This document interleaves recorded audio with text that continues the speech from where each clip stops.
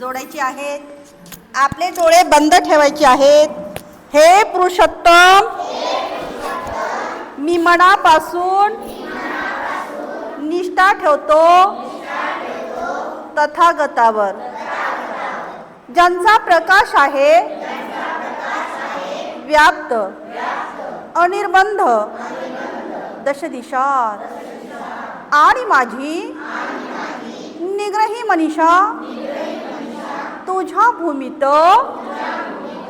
जन्म घेण्याची मनचक्षुंना घडते तुझ्या भूमीचे दर्शन. तेव्हा त्रैलोक्यातील सर्व भूमीत तिची श्रेष्ठता जाणते. आकाशा समान सर्व समावेशक ती तुझी भूमी आहे. ती अनंत आणि असीम सन्मार्गानुसारी तुझी करुणा आणि मैत्री सर्व भौतिक विश्वात श्रेष्ठ आहे. जन्मजन्मांतरीच्या पुण्य संचयाचा जणू परिपाक, आणि तुझा ज्ञानप्रकाश सर्वव्यापी पसरतो. जणू चंद्र सूर्याचे रूप दर्पण असते. माझी अशी प्रार्थना तिथे जन्म घेतलेले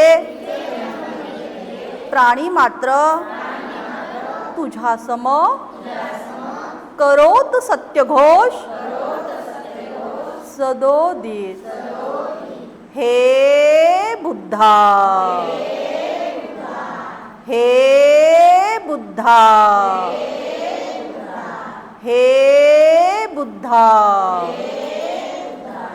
मी लिहितो आहे इथे लेख हा, आणि गातो गीतेही. तुझे व्हावे साक्षात दर्शन, हीच करते प्रार्थना. अखिल प्राणी मात्रासहित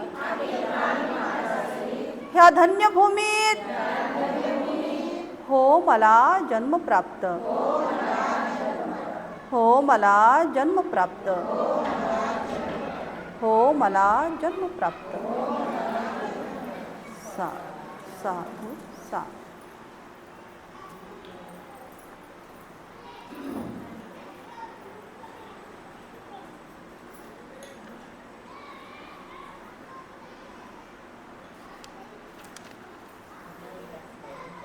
भगवान बुद्ध आणि त्यांचा धम्म या ग्रंथाचं या ठिकाणी पठण होत असताना आपण या ठिकाणी कायमचा संसार त्याग पाहत असताना कपिलवस्तूहून राजगृहाकडे प्रयास या ठिकाणी आपण पाहिलेला आहे. राजा बिंबिसारांचा उपदेश सुद्धा आपण या ठिकाणी पाहिलेला आहे. तद्वतच या ठिकाणी गौतमाचे बिंबिसारांना उत्तर हेही आपला या ठिकाणी भाग झालेला आहे. गौतमाचा उत्तराचा या ठिकाणी आज आपण घेणार आहोत. जगातील कलहामुळे मी घायाळ झालो आहे आणि शांतता मिळवण्याच्या इच्छेने मी बाहेर पडलो आहे. या दुःखाचा अंत करण्याऐवजी या पृथ्वीचेच काय महाराज, या पृथ्वीचेच राज्य काय महाराज, पण स्वर्ग लोकाच्याही राज्याची अपेक्षा मात्र मी करणार नाही. असं कोण म्हटलं कुणाला? सिद्धार्थ गौतम बिंबिसार राजांना म्हणत आहेत. महाराज, तुम्ही मला या राज्याबद्दल बोलतायत आणि मी या कलहामुळे, या जगातील कलहामुळे घायाळ झालो आहे आणि शांतता मिळवण्यासाठी शांततेच्या या इच्छेने मी बाहेर पडलो आहे. या दुःखाचा अंत करण्याऐवजी या पृथ्वीचेच राज्य काय महाराज, परंतु स्वर्गाचेही राज्य मला जर मिळाले तर मी त्या राज्याची अपेक्षा मात्र करणार नाही. आणि महाराज, 3 पुरुषार्थाचा पाठपुरावा करणे हा मानवाचा सर्वोच्च उद्देश होय. हे जे आपण मला या ठिकाणी सांगितले आहे, जे इष्टही आहे असे मला वाटते, ते दुःख होय असे आपण म्हणता. त्याविषयी बोलायचे म्हटलं म्हणजे महाराज, आपले 3 पुरुषार्थ शाश्वत नाहीत, ज्याचे संतोषदायकही नाहीत. आपण म्हणता वृद्धापकाळ येईपर्यंत थांब. महाराजांनी काय उपदेश केला सिद्धार्थांना की तुझा वृद्धापकाळ येऊ दे आणि नंतर जर तुला देवधर्म करायचा असेल तर कर. त्यावर सिद्धार्थांनी या ठिकाणी बिंबिसार राजांना उत्तर दिलेलं आहे, महाराज आपण म्हणता वृद्धापकाळ येईपर्यंत थांब, कारण यौवन हे नेहमी बदलणारे असते.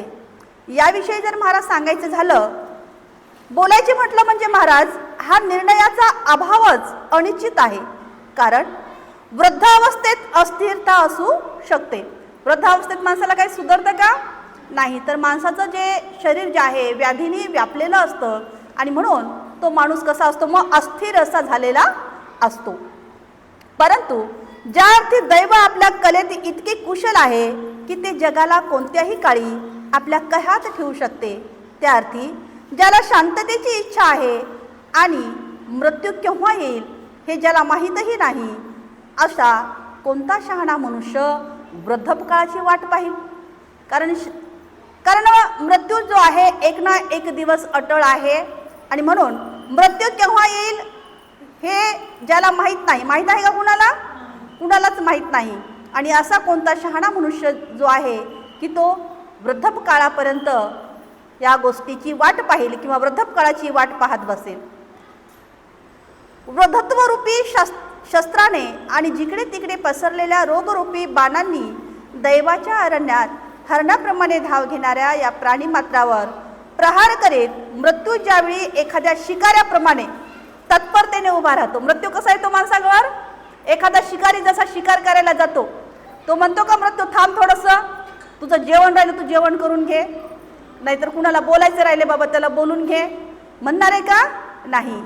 ज्यावेळेस शिकार करण्यासाठी ज्यावेळेस त्या बाणामधून बाण निघतो आणि त्या प्राण्याला लागतो, तशा पद्धतीने हरणाप्रमाणे धाव घेणाऱ्या या प्राणीमात्रावर प्रहार करीत मृत्यू ज्यावेळी एखाद्या शिकाऱ्याप्रमाणे तत्परतेने उभा असतो, त्यावेळी दीर्घ आयुष्याची इच्छा कुणाच्या मनात निर्माण होऊ शकेल? दीर्घ आयुष्याची जी इच्छा आहे ही कुणाच्याही मनामध्ये निर्माण होऊ शकणार नाही. ज्याचे अंतःकरण दयेने पूर्णपणे भरलेले आहे अशा धार्मिक माणसाच्या मार्गाची निवड करणे हेच तरुण, वृद्ध किंवा लहान मूल यांना योग्य ठरेल.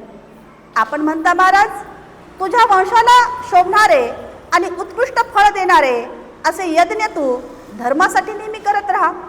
महाराज तुम्ही मला असाही सल्ला दिलात की धर्मासाठी तू यज्ञ कर.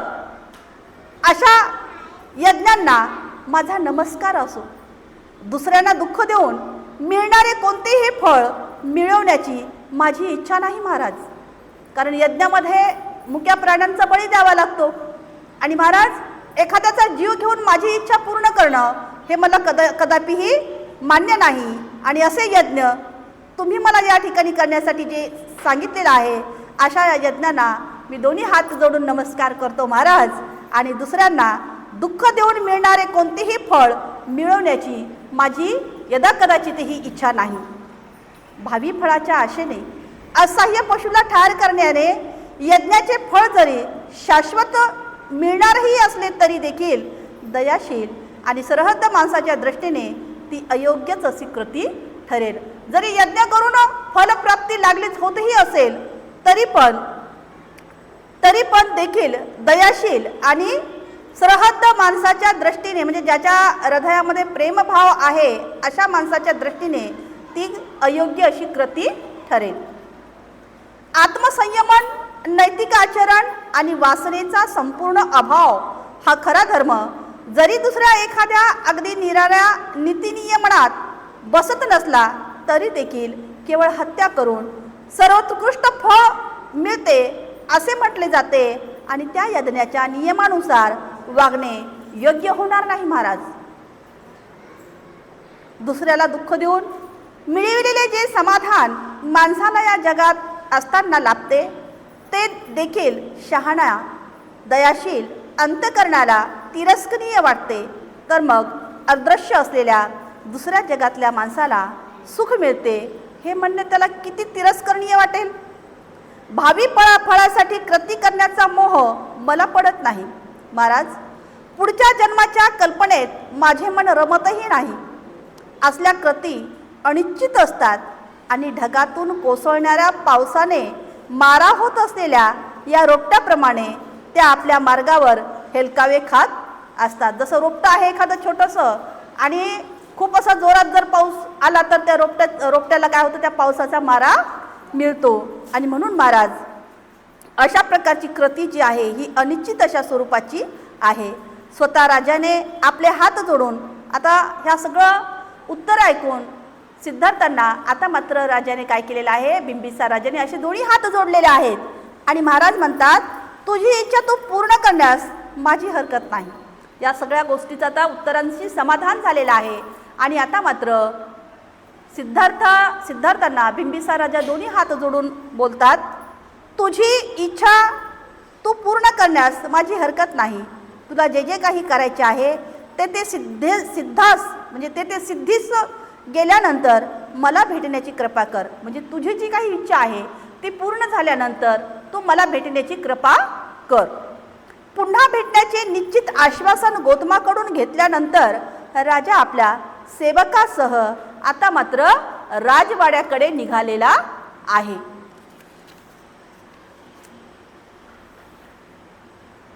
गौतम राजगृहात असताना तेथे आणखी 5 परिव्राजक आले. सिद्धार्थ गौतम राजगृहात वास्तव्याला पांडव टेकडीच्या बाजूला त्यांनी आपली पर्णकुटी बांधलेली आहे आणि त्या ठिकाणी ते वास्तव्याला आहेत. राजगृहाला असताना तेथे आणखी 5 परिव्राजक आले आणि त्यांनी देखील गौतमाच्या झोपडी शेजारीच आपली झोपडी बांधली. हे 5 परिव्राजक म्हटलं म्हणजे त्यांची नावं आहेत कौंडिन्य, अश्वजित, कश्यप, महानाम आणि भद्रिक. पुन्हा एकदा आपण हे 5 नावं पाहूयात. कौंडिन्य, अश्वजित, कश्यप, महानाम आणि भद्रिक असे ही 5 नावं या ठिकाणी ज्या ठिकाणी या राजगृहामध्ये सिद्धार्थ गौतम वास्तव्याला होते त्या ठिकाणी हे 5 परिव्राजक सुद्धा त्याच्या बाजूला आपली कुटी झोपडी बांधलेली आहे आणि त्या ठिकाणी राहत आहेत. ते देखील गौतमाचे रूप पाहून त्या ठिकाणी थक्क झाले. सिद्धार्थांचं रूप पाहून ते सुद्धा या ठिकाणी चकित झालेले आहेत, थक्क झालेले आहेत. आणि त्याने परिव्राजक का स्वीकारली असाच त्या 5 जणांना प्रश्न पडला की यांचं रूप, यांचं जे काही सौंदर्य आहे आणि एवढ्या तारुण्यामध्ये यांनी का बरं अशी परिव्राजा स्वीकारली असावी याचा त्यांना या ठिकाणी काय झाला, प्रश्न पडला. राजा बिंबिसाराने त्याला याविषयी जसं विचारलं होतं की तू का बरं परिव्राजा घेतलेली आहेस, तशाच पद्धतीने त्या 5ही परिव्राजकांनी सिद्धार्थांना विचारलेलं आहे.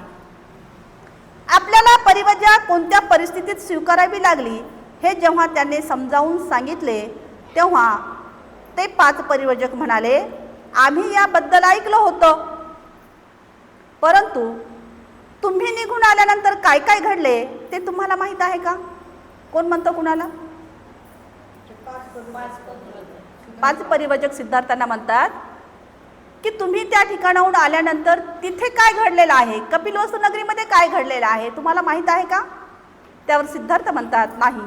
नंतर त्यांनी त्या 5ही परिव्राजकांनी सांगायला सुरुवात केली. त्याने कपिलवस्तू सोडल्यानंतर कोलियाशी युद्ध पुकारण्याविरुद्ध शाक्यांनी फार मोठी अशी त्या ठिकाणी चळवळ निर्माण केली. स्त्री पुरुषांनी, मुलामुलींनी निर्देशने काढली आणि कोलिय हे आमचे भाऊ आहेत, भावाने भावाविरुद्ध लढणे हे चूक आहे. सिद्धार्थ गौतमाच्या हृदयपरीचा विचार करा. त्या फलकावर या ठिकाणी म्हणजे रॅली स्वरूपामध्ये काढून त्या ठिकाणी असं म्हटलं जात होतं की तुम्ही सगळेजण सिद्धार्थाच्या हृदय परिवर्तनाचा विचार करा. अशा या प्रकारच्या घोषणाचे फलक हातात घेऊन त्यांनी त्या ठिकाणी मिरवणुका काढल्या. या चळवळीचा परिणाम असा झाला की शाक्य संघात पुन्हा सभा बोलवली लागली आणि या प्रश्नाचा पुनस्त फेरविचार करावा लागला. यावेळी कोलियाशी समेट घडून आणण्याच्या बाजूने बहुमत होते. कोलियाशी शांततेच्या वाटाघाटी करण्यासाठी आपले दूत म्हणून 5 शाक्यांची निवड करण्याचे संघाने ठरवले. कोलियाने जेव्हा हे ऐकले तेव्हा त्यांना फार असा आनंद झाला. त्यांनी शाक्याच्या दूतांशी वाटाघाटी करण्यासाठी 5 कोलियांची निवड केली. दोन्ही बाजूच्या दूतांची सभा झाली आणि एक कायम स्वरूपाचे लवाद मंडळ नेमण्याविषयी त्यांच्यात एकमत झाले. रोहिणी नदीच्या पाण्याच्या या वाटपा बाबतीत प्रत्येक वाद मिटविण्याच्या या मंडळाला अधिकार देण्यात आला आणि त्याचा निर्णय दोन्ही बाजूंना बंधनकारक ठरवण्यात आला आणि याप्रमाणे भेडसावणाऱ्या युद्धाचा शेवट शांततेत झाला. आता कपिलवस्तू नगरीची जी वार्ता आहे, ह्या सगळी वार्ता या ठिकाणी त्या 5ही परिवर्जकांनी सिद्धार्थांना सांगितली आहे. कपिलवस्तू येथे काय घडले हे गौतमाला सांगितल्यानंतर ते परिवर्जक म्हणाले, आता यापुढे तुम्ही परिवर्जक म्हणून राहण्याची आवश्यकता नाही, कारण त्या मुद्द्यामुळे तुम्ही ग्रहत्याग केला होता, परिवर्जक घेतली होती आणि आता तो प्रश्न सुटला आहे आणि मग आता मात्र तुम्ही परिवर्जक म्हणून राहण्याची काही आवश्यकता नाही, असे ते 5 परिवर्जक या ठिकाणी सिद्धार्थांना बोलतात. मग तुम्ही घरी जाऊन आपल्या कुटुंबाबरोबर का राहत नाहीत आणि आता तुम्ही घरी गेलं पाहिजे आणि तुमच्या कुटुंबाबरोबर राहायला पाहिजे. सिद्धार्थ म्हणाले, ही शुभ वार्ता ऐकून मला फार आनंद झाला आहे, कारण त्या ठिकाणचं युद्ध टळलं आणि कोली आणि शाक्य जे आहेत आपापसात भाव बंदिलकी म्हणून या ठिकाणी वास्तव्य करत आहेत, राहत आहेत आणि ही वार्ता ऐकून आता मात्र सिद्धार्थांना आनंद झाला आणि हा माझा विजय आहे, परंतु मी घरी जाणार नाही. मी जाता कामा नये, यापुढेही मी परिवर्जकच राहिले पाहिजे. त्या 5 परिवर्जकांचा पुढचा कार्यक्रम काय आहे हे गौतमाने त्यांना विचारले आणि त्यांनी उत्तर दिले, आम्ही तपस्या करण्याचे ठरवले आहे. तुम्ही आमच्याबरोबर का येत नाही? त्यावर सिद्धार्थ म्हणाले, लवकरच येईल, पण प्रथम मला इतरही मार्गाची परीक्षा केली पाहिजे आणि नंतर ते 5 परिवर्जक त्या ठिकाणाहून निघून गेले. नव्या परिस्थितीतील समस्या.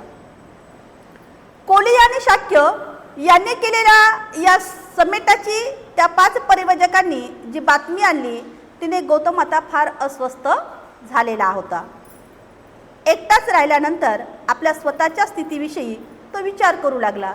जसं आपल्याला सुद्धा स्वतःचे विचार स्वतःला म्हणजे असं करू का तसं करू किंवा हे करू का ते करू असं आपल्याला आपलं मन सतत एखाद्या विषयावर बोलत असतं, तशाच पद्धतीनं सिद्धार्थांची सुद्धा आता या ठिकाणी हीच अवस्था झालेली आहे.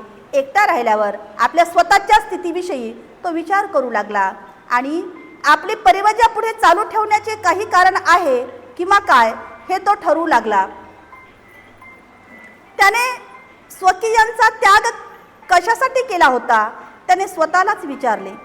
युद्धाला त्याचा विरोध असल्यामुळे त्याने घर सोडले होते. आता ज्या अर्थी युद्ध संपले आहे त्या अर्थी माझ्या पुढे काही प्रश्नच शिल्लक राहिला आहे काय? पुन्हा या ठिकाणी ती स्वतःचेच विचार स्वतःला बोलत आहेत की मी या ठिकाणी युद्धासाठी घर सोडलं होतं आणि आता ज्या अर्थी युद्ध संपलं आहे त्या अर्थी माझ्या पुढे काही प्रश्न शिल्लक राहिलेला आहे काय? युद्ध संपले याचा अर्थ माझ्या पुढील प्रश्न सुटला असा होतो का? खोल आता सिद्धार्थ या ठिकाणी विचार करत आहेत. खोल विचार केल्यावर तो सुटला नाही असेच त्यांना या ठिकाणी वाटले. युद्ध समस्या ही मूलतः कलह समस्या आहे. एका अधिक विशाल समस्येचा तो केवळ एक भाग आहे. आता युद्धाची जी समस्या आहे ते एक कलह समस्या आहे, म्हणजे भांडणाचं स्वरूप आहे आणि एका अधिक विशाल समस्येचा तो केवळ एकच भाग आहे, म्हणजे केवळ तो एक भाग त्यांनी या ठिकाणी सांगितलेला आहे. हा कलह फक्त राज्यामध्येच चालतो का? तर नाही, म्हणजे स्वतःला ते विचार करत आहेत. हा कलह फक्त राजे आणि राष्ट्रे यांच्यात चालत आहे का? असं नाही, असं नव्हे, तर क्षत्रिय आणि ब्राह्मण यांच्यातही तो कलह सुरू आहे. कुटुंब आणि कुटुंब प्रमुखात, माता आणि पुत्रात, भावा आणि बहिणीत आणि सहकार्यात देखील हे कलह जे आहेत चालू आहेत. राष्ट्रातील संघर्ष हा प्रसंगोपात असतो, परंतु वर्गावर्गातील संघर्ष हा मात्र वारंवार होणारा आणि शाश्वत स्वरूपाचा असतो.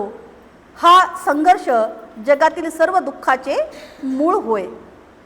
युद्धामुळे मी घर सोडले हे खरं आहे, पण शाक्य व कोलीय यांच्यातील युद्ध संपले असले तरी मी घरी जाऊ शकत नाही. मला आता असे दिसून येते की माझ्या पुढील समस्येने विशाल रूप धारण केले आहे. या सामाजिक संघर्षाच्या समस्येचे उत्तर मला या ठिकाणी शोधून काढलेच पाहिजे. जुन्या प्रस्थापित तत्वज्ञानाने या समस्येचा उलगडा कितपत करता येईल? त्या सामाजिक तत्वज्ञानापैकी एखादाचा स्वीकार करणे त्याला शक्य आहे काय? प्रत्येक गोष्ट स्वतःच तपासून पाहण्याचा त्याने आता मात्र निश्चय केला. आता या ठिकाणी दोन्ही प्रश्न त्यांना उद्भवलेले आहेत की जुने जे काही प्रस्थापित तत्वज्ञान आहे आणि त्या तत्वज्ञानाच्या समस्येने हा प्रश्न जो आहे याचा उलगडा होईल का? पुन्हा त्यांचं चित्त जे आहे, पुन्हा त्यांचं मन जे आहे विचार करतं की नाही, आपण मात्र याची स्वतः तपासणी केली पाहिजे, स्वतः याचा प्रयोग करून पाहिला पाहिजे, असं या ठिकाणी सिद्धार्थांना वाटलेलं आहे. इतर मार्गाचे या ठिकाणी अनुकरण करण्याच्या इच्छेने आलारकाराम यांची भेट घेण्यासाठी गौतम जे आहेत आता मात्र राजगृह त्यांनी सोडलं. राजगृहाला जे वास्तव्य करत होते आता त्यांनी राजगृह सोडलं. मार्गात त्याने भृंग ऋषीचा आश्रम पाहिला व तो पाहण्याच्या इच्छेने त्याने आश्रमात प्रवेश केला. मार्गामध्ये त्यांना एक भृंगराज ऋषीचा आश्रम भेटला आहे आणि त्या आश्रमामध्ये आता मात्र सिद्धार्थ गौतमाने प्रवेश केला. सरपणासाठी बाहेर पडलेले जे काही आश्रमवासी होते, ब्राह्मण होते, त्यांच्या हातामध्ये सरपण, फुले आणि कुशाचे गवत घेऊन नुकतेच त्या ठिकाणी ते परतले होते. तसेच अग्रगण्य आणि बुद्धिमान असलेले ते आश्रमवासी आपल्या पर्णकुटीत न जाता सिद्धार्थ गौतमाला पाहून आता ते त्या ठिकाणी बाहेरच थांबलेले आहेत. आश्रमवासियांच्या आदर सत्काराचा स्वीकार केल्यानंतर सिद्धार्थ गौतमाने आश्रमातील गुरुजनांना आदरपूर्वक वंदन केले. मोक्षाची इच्छा बाळगणाऱ्या सुज्ञ सिद्धार्थाने स्वर्गप्राप्तीसाठी निरनिराळ्या प्रकारची तपस्या करणाऱ्या तपस्व्यांनी भरलेली तो आश्रम पाहिल्यावर तो पलीकडे गेला. तो सौजन्यशील सिद्धार्थाने त्या पवित्र तपोवनात तपस्व्यांनी चालविलेल्या तपश्चर्येचे निरनिराळे वेगवेगळे प्रकार या ठिकाणी त्या ठिकाणी सिद्धार्थांनी आता मात्र हे प्रकार जे आहेत प्रथमच पाहिले होते. त्यानंतर तपश्चर्येचे तंत्र आत्मसात केलेल्या भृंग ऋषींनी गौतमाला तपश्चर्येचे निरनिराळे सर्व काही प्रकार व त्यांची फले सुद्धा समजावून सांगितली. पाण्यातून उत्पन्न होणारे न शिजवलेले अन्न, कंदमुळे, फळे हेच पवित्र धर्मग्रंथात सांगितलेले साधू तपस्व्याचे अन्न होय, परंतु तपश्चर्येचे प्रकार मात्र हे भिन्न भिन्न असतात. काही जण पक्षाप्रमाणे दाणे टिपून आपली गुजारण करतात. आता हे तपश्चर्येचे प्रकार त्यांनी सांगितलेले आहेत. काही जण केवळ पक्षाप्रमाणे आपले दाणे टिपून तेवढेच खायचे, जणू काय ते मुंग्याचे वारुळच झालेले आहेत आणि अशी तपश्चर्या करायची की त्या ठिकाणी जणू मुंग्याचं एखादं वारुळ कसं होतं त्या वारुळाप्रमाणे तिथेच बसून राहायचं.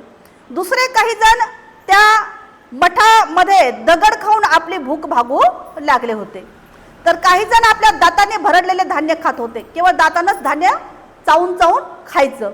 इतर काही जण दुसऱ्याच्यासाठी अन्न शिजवल्यावर जर काही उरले तरच ते स्वतःसाठी ठेवत. दुसरे काही जण आपल्या जटांचे भारे पाण्यामध्ये सतत भिजवत ठेवत.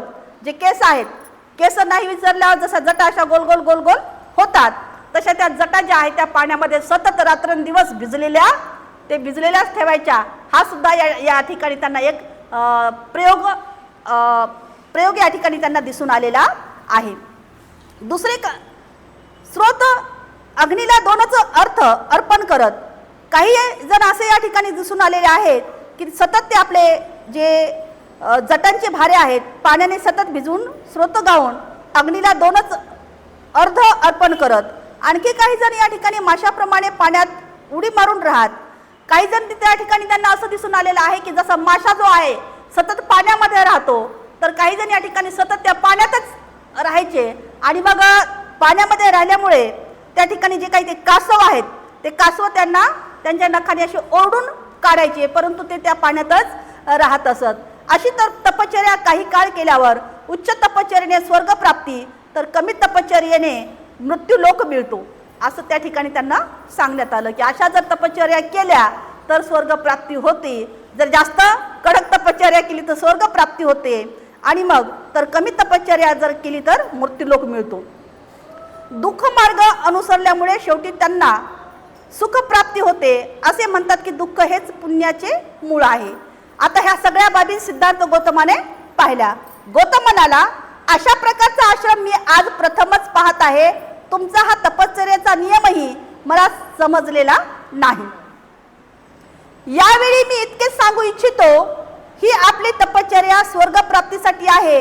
हे ऐहिक जीवनातील दुःखाचा विचार करावा आणि त्यावरील उपाय शोधून काढावा अशी माझी इच्छा आहे. सिद्धार्थांनी ते त्या ठिकाणी आपलं जे मत आहे ते व्यक्त केलेलं आहे की माझी अशी इच्छा आहे की ऐहिक जीवनातील म्हणजे या भौतिक जीवनातील या विश्वामध्ये जे काही भौतिक सुखाकडे धाव करत आहेत या भौतिक सुखासाठी या ऐहिक जीवनातील दुःखाचा विचार करावा आणि त्यावरील उपाय शोधून काढावा अशी माझी इच्छा आहे. त्या ठिकाणी त्या भृंगराज ऋषीला आपलं मत या ठिकाणी सिद्धार्थ गौतमाने सांगितलं आहे. आपण मला जाण्याची आज्ञा द्या.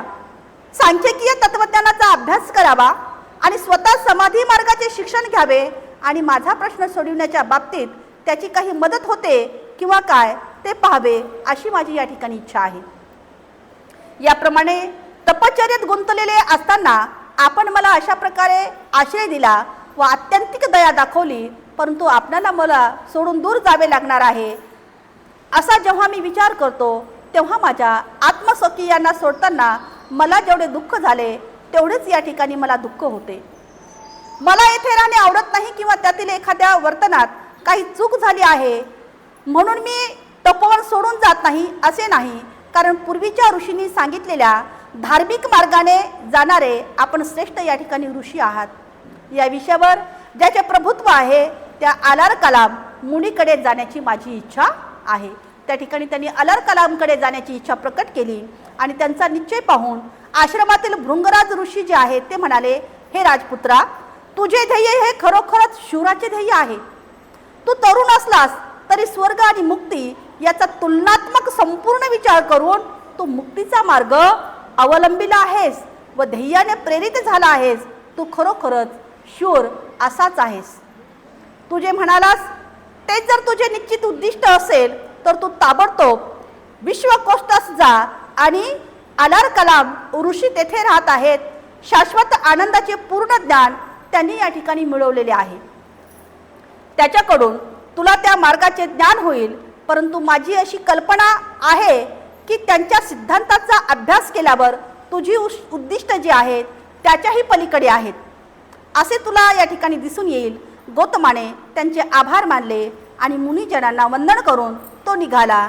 त्या मुनींनीही त्यांना सन्मानपूर्वक निरोप देऊन तो आपल्या तपोवनात आता मात्र परत गेलेला आहे.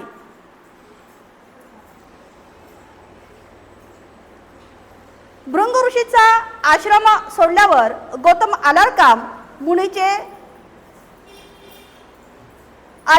मुनीचे वास्तवस्थान शोधण्यासाठी निघालेले आहेत. म्हणजे आलारकाम मुनीचे आश्रमस्थान जे आहेत ते शोधण्यासाठी आता सिद्धार्थ गौतम निघाले आहेत. आलारकाम त्यावेळी वैशालीस राहत होते.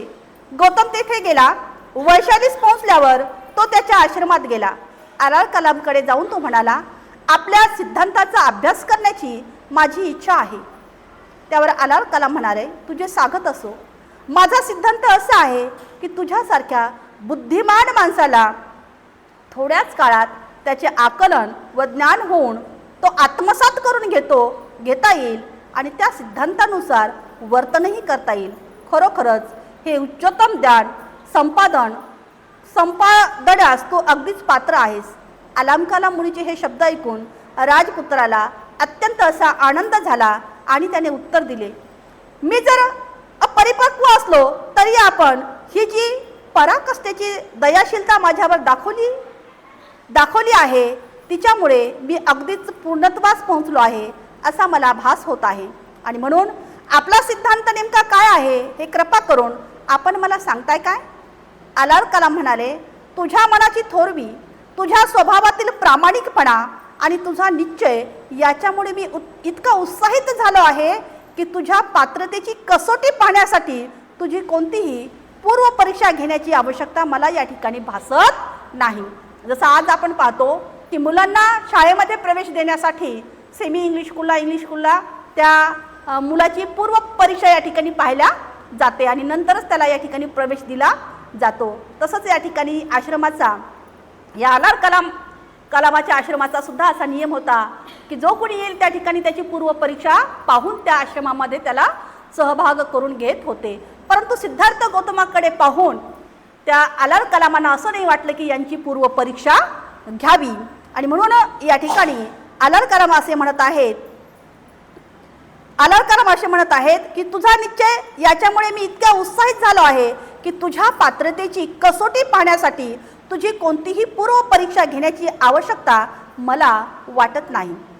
हे श्रोत श्रेष्ठा आमचे तत्व ऐक. श्रेष्ठ श्रोत श्रेष्ठा, श्रोत म्हणजे ऐकणं आणि तू श्रेष्ठ असा ऐकणारा श्रोता आहेस असं या ठिकाणी म्हणून आपले तत्व या ठिकाणी अलार कलामांनी सांगितलेले आहेत. नंतर त्याने गौतमाला सांख्यिकीय तत्वज्ञानाची तत्वे स्पष्ट करून सांगितली.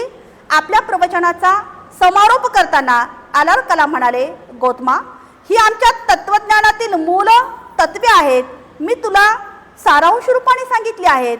आणि अलार कलामनी केलेल्या अगदी स्पष्ट अशा विवरणामुळे गौतम त्या ठिकाणी आनंदी झाला आहे आणि आपल्या प्रश्नाचे उत्तर शोधण्यासाठी गौतम आता निरनिराळ्या मार्गाचे परीक्षण करीत असताना ध्यान मार्गाची अर्थातच समाधी मार्गाची माहिती करून घ्यावी असे त्यांना वाटले आणि मग त्यांनी आता वेगवेगळ्या या ध्यान पंथाकडे जाण्यासाठी निघालेले आहेत. तो भाग जो आहे आपण आता उद्या पाहणार आहोत. आज आणि आपण या ठिकाणी इथेच थांबणार आहोत. साधू साधू साधू.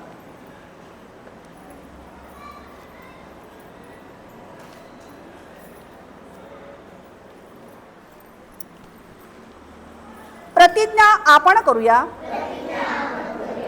जीवसृष्टी आहे असीम,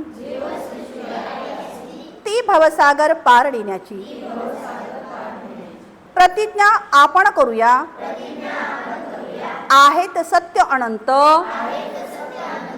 ती पूर्ण आकलण्याची. प्रतिज्ञा आपण करूया. आपणात दोष असंख्य,